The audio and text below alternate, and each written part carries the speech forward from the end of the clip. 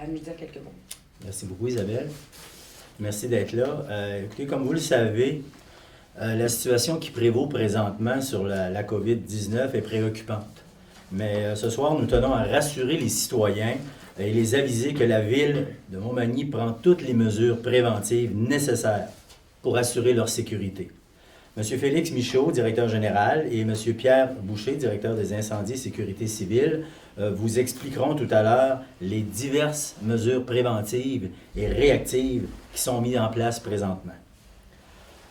La Ville de Montmagny possède un plan de sécurité civile complet afin d'être toujours prête à toute éventualité. Ce plan a été déployé ce vendredi 13 mars. Les responsables municipaux sont à pied d'œuvre pour mettre en place les actions prévues.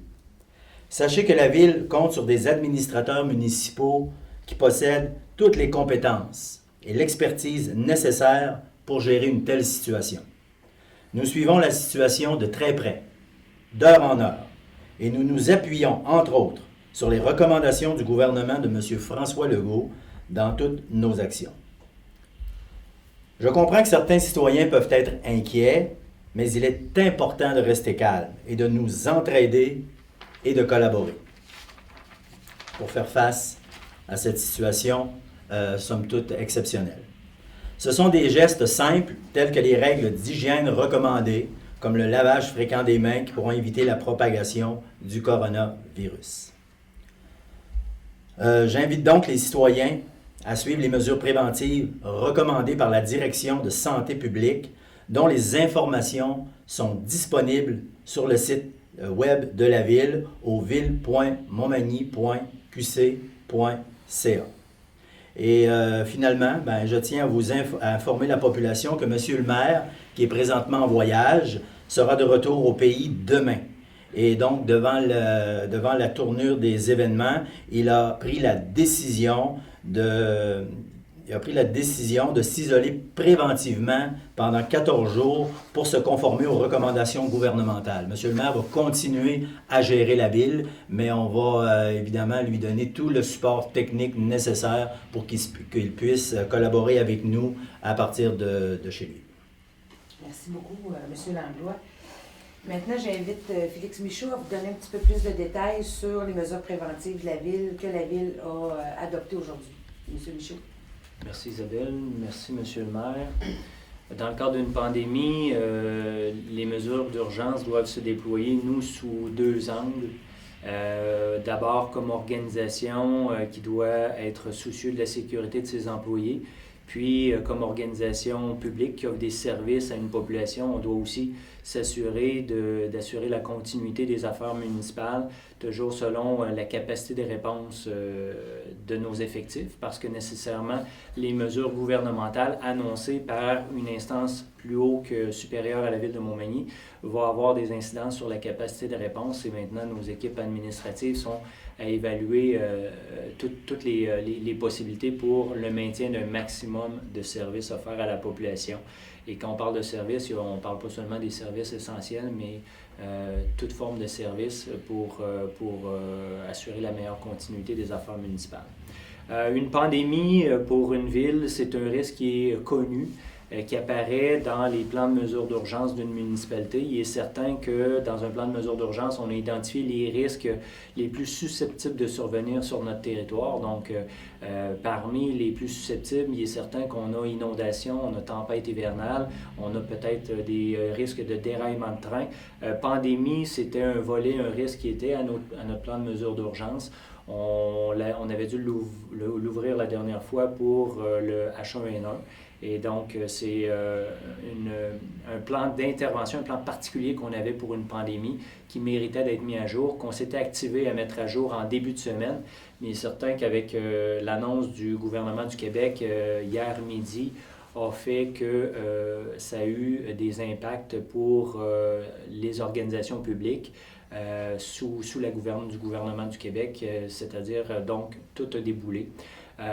Et on voit que tout évolue très rapidement.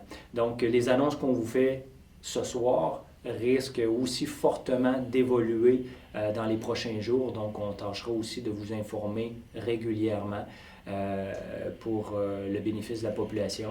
Et on le fait également comme employeur auprès de nos employés. Ce qui fait que hier après-midi, comme on le fait auprès de la population ce soir, hier après-midi, on rassurait la population sur différents éléments. Hier matin, on regardait les mesures assouplissantes et on les faisait valider avec le syndicat pour convenir de pouvoir avoir plus de malléabilité pour la continuité des affaires municipales. Et on préparait aujourd'hui, cet après-midi, avec l'ensemble des chefs de mission de la mesure d'urgence et les directions, tout le contenu qu'on va vous dévoiler ce soir et qu'on a transmis aussi aux employés dans le cadre d'une directive aux employés cet après-midi. Donc, grosso modo, les actions de la Ville, ce sera de se coller nécessairement aux mesures annoncées par le gouvernement du Québec hier midi. Et à ça, on doit apporter des ajustements parce que tout évoluant très rapidement. Cet après-midi, les associations municipales, l'Union des municipalités du Québec et la Fédération québécoise des municipalités ont proposé une orientation commune pour l'ensemble des municipalités. Donc, au-delà des mesures annoncées par le gouvernement au niveau des attroupements pour des événements se passant à l'intérieur, ayant plus de 250 participants, l'orientation commune des municipalités est de recommander la suspension des activités communautaires culturelles, de sport et de loisirs et de procéder à la fermeture au public de l'aréna, dans notre cas de l'aréna, de la piscine Guylaine Cloutier, de la bibliothèque et du centre Clément-Laliberté jusqu'à nouvel ordre à partir de minuit ce soir. Donc, c'est une annonce qu'on vous... la prise d'effet est sous peu, à minuit. Donc, les principales organisations affectées seront en voie à compter de 18 heures. Les services administratifs allaient faire quelques appels pour annoncer là, les organisateurs d'événements à plus court terme avant qu'ils l'apprennent via le bénéfice des médias ici présents. C'est en direct. C'est en direct, c'est super.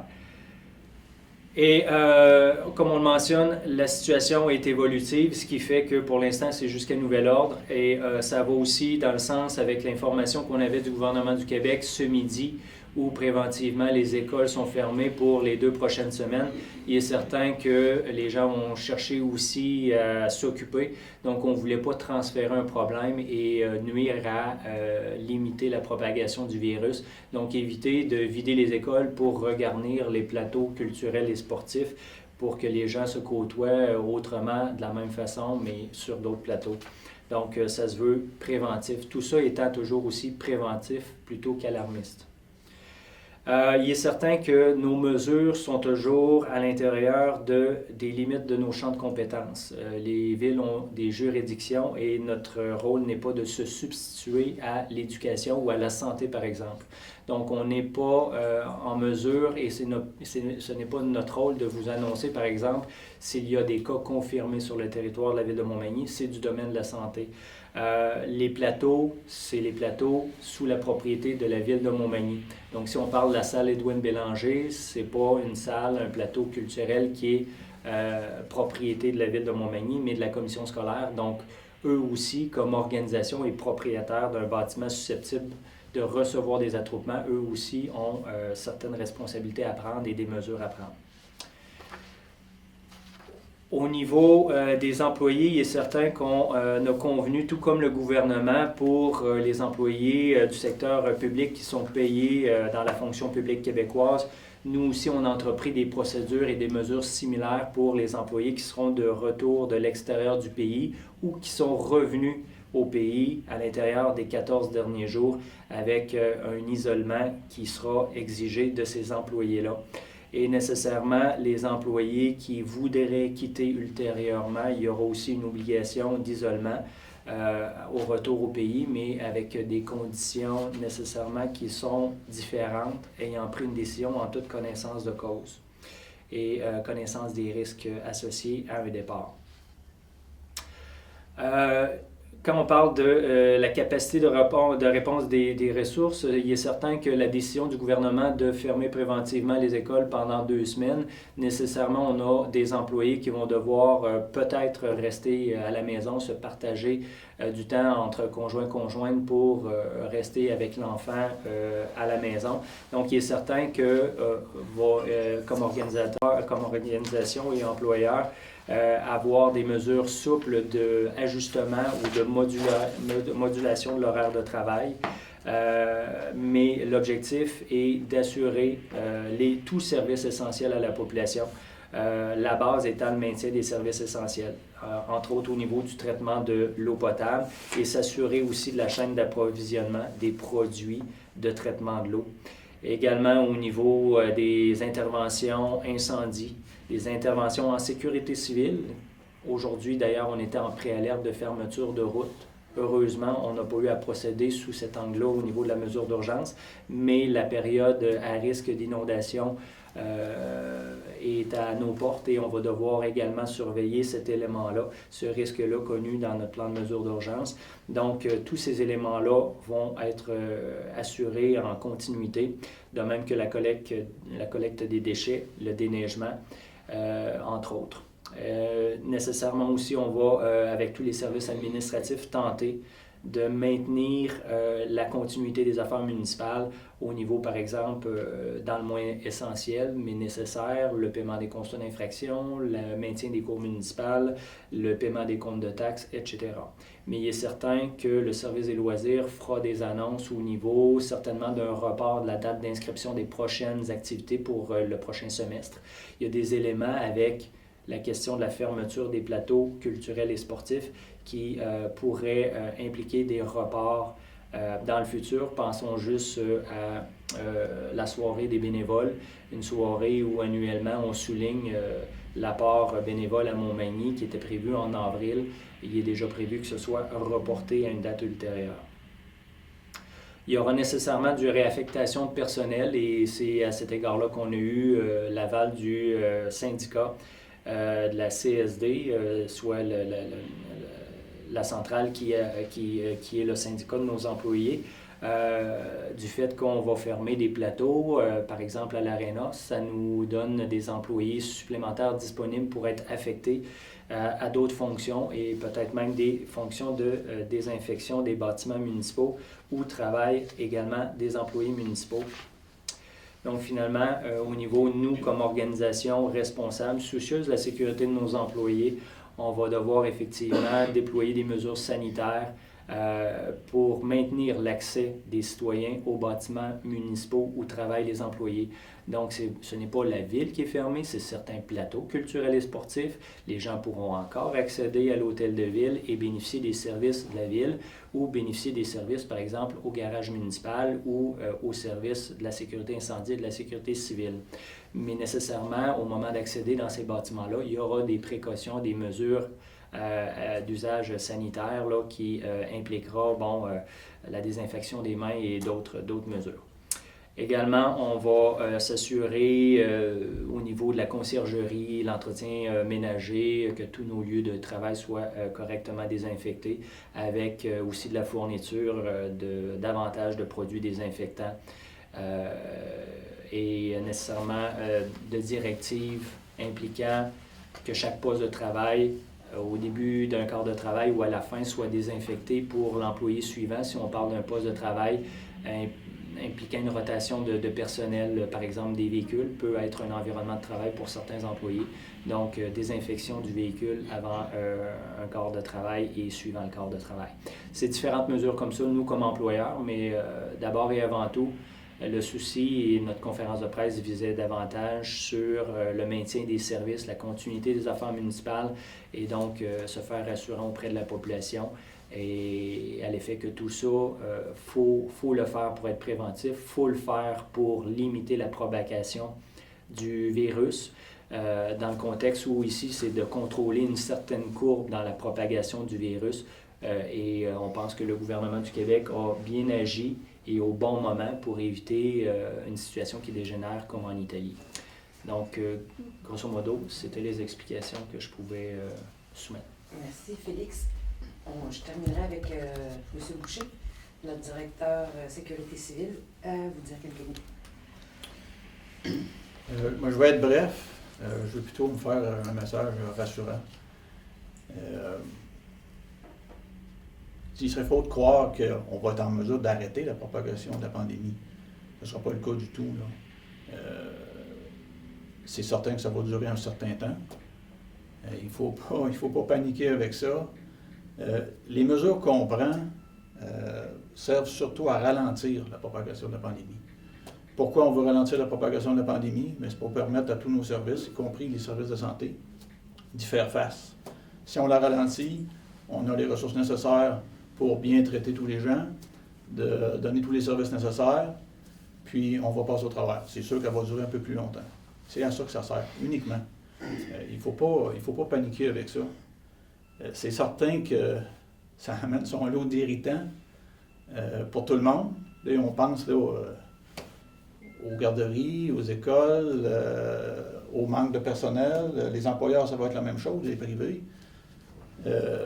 Face à ça, moi, ce que je demande aux gens, c'est d'être solidaire, d'être compréhensif, puis de faire preuve d'entraide. C'est pas le temps, là, il n'y a pas de panique à avoir avec les denrées, là. C'est pas le cas du tout. Ça semble être une grosse affaire, oui, c'en est une, mais ça sert surtout à la ralentir pour y faire face. Il n'y a pas de gens en danger tant que ça. Il n'y a pas de cas officiels à Montmagny. Il va en avoir. C'est sûr qu'il va en avoir éventuellement. Mais c'est comme toute autre chose. Avec les mesures qu'on a prises là, on va être capable de faire face. C'est tout. Merci, Pierre. Donc, on va ouvrir la période de questions. Si vous avez des questions, votre nom, adressez la question à Félix. José Soucy de CMA TV. Y a-t-il des projets à Montmagny qui vont être mis sur la glace par rapport à tout ce qui se passe présentement, notamment le projet du centre d'immigration?